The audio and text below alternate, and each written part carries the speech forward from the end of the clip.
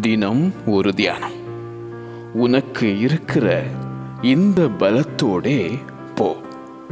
நியாயாதிபதிகளின் புஸ்தகம் அதிகாரம் 6 வசனம் 14. மோசேக்கு பிறகு இஸ்ரவேலரை வழிநடத்தி சென்ற யோசுவா. யோசுவாவின் நாட்களுக்கு பிறகு நியாயாதிபதிகளை எழும்ப பண்ணின தேவன் தம்மை விட்டு தூரம் போய் சத்துருக்களினால் ஒடுக்கப்படும் போது நியாயாதிபதிகளை கொண்டு ரட்சிக்கும் அந்த இரட்சகர்.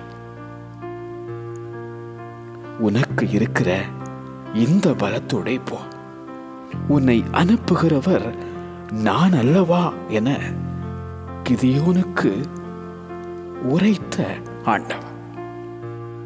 கிதியோன் மேல் இறங்கின கர்த்தருடைய ஆவி, அவன் மேல் அவருடைய பலத்த கரம் 300 பேரை மாத்திரம் கொண்டு மீதியானியரை மேற்கொள்ளும் பலம். பலத்தினாலும் அல்ல, பராக்கிரமத்தினாலும் அல்ல, அவருடைய ஆவியினாலே ஆகும்.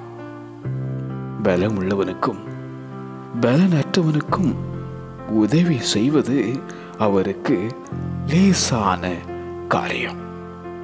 பலம் உள்ளவனுக்கும் பலனற்றவனுக்கும் உதவி செய்வது அவருக்கு லேசான காரியம். உனக்கு இருக்கிற இந்த பலத்தோட போ. உனக்கு இருக்கிற இந்த பலத்தோட போ. ஆமென்.